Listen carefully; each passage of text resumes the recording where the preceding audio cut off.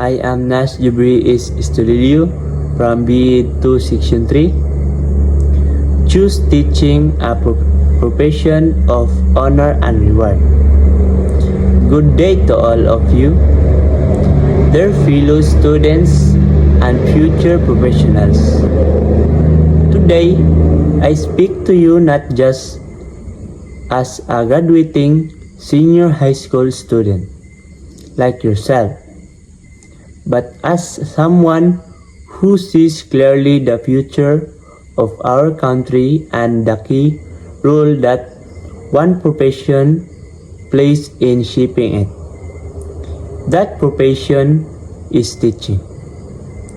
Let me ask you, have you ever been inspired by a teacher? Have you ever imagined yourself standing in front of a class,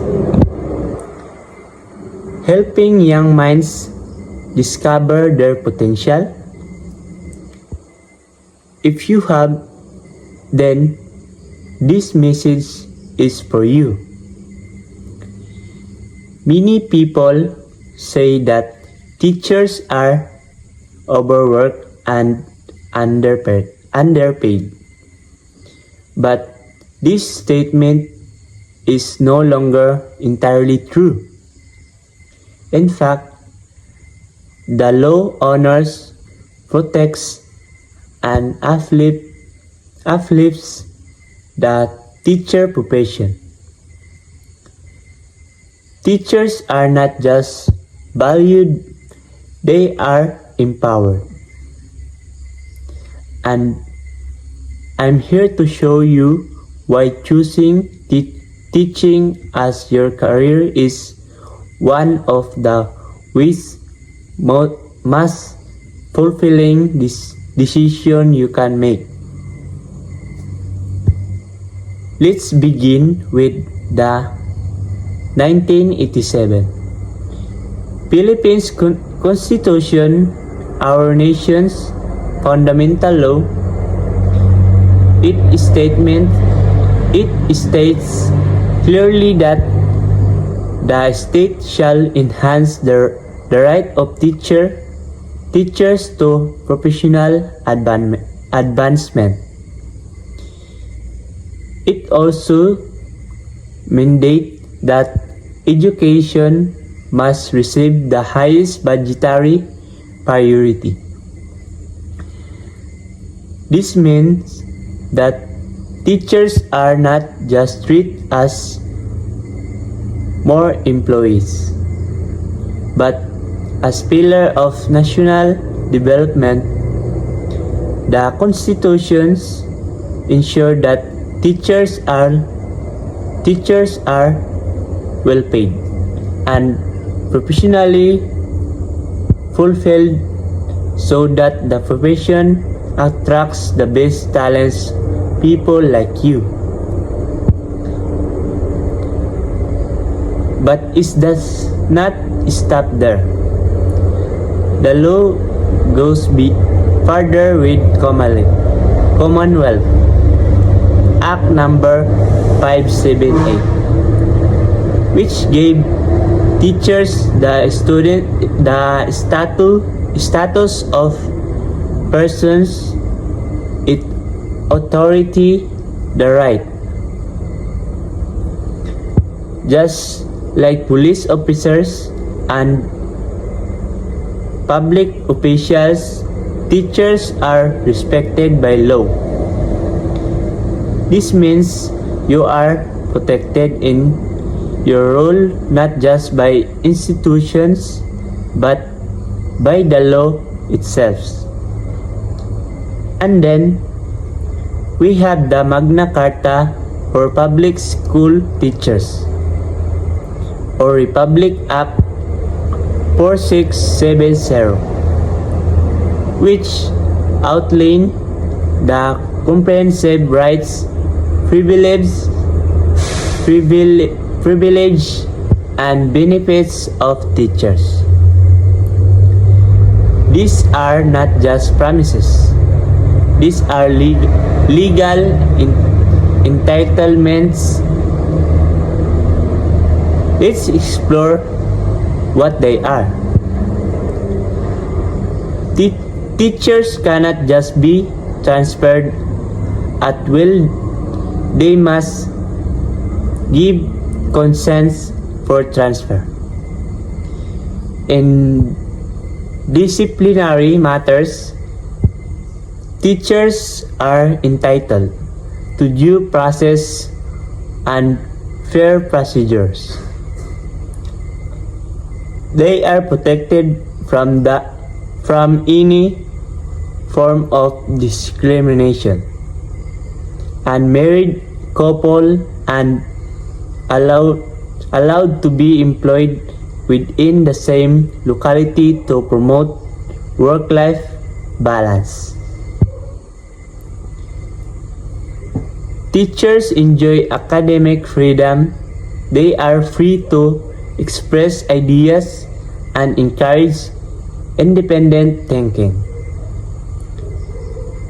Their actual teaching time is limited to no more than 6 hours per day, and they work beyond their regular duties, say supervising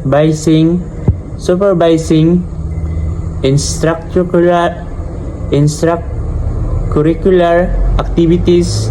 They receive additional compensation.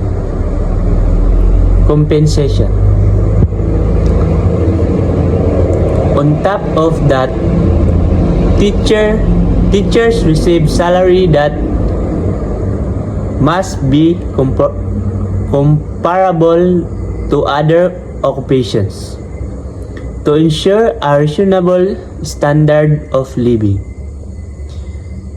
No matter where they are worked, whether under the national or local government, equal pay is required.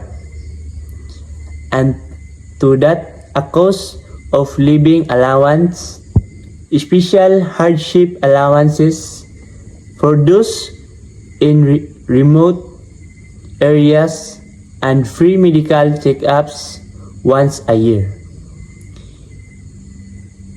These benefits support both your health and financial well-being.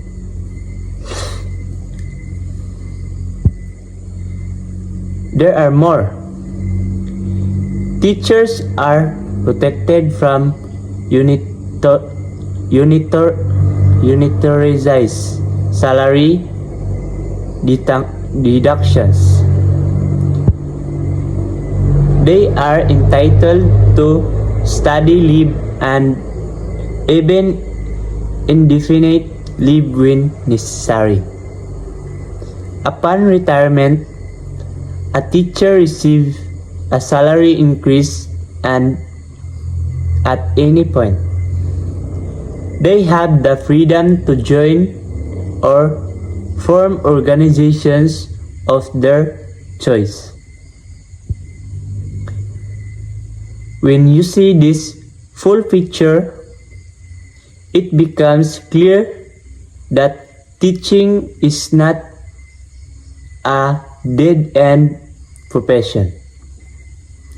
It is a well-supported, well-respected career path rich in purpose, protected by law, and full of rewards. So, I ask you now, why not consider teacher educations? Why not become someone who inspired change touch lives every single day?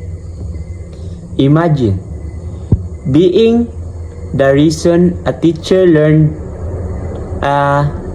student learns to dream.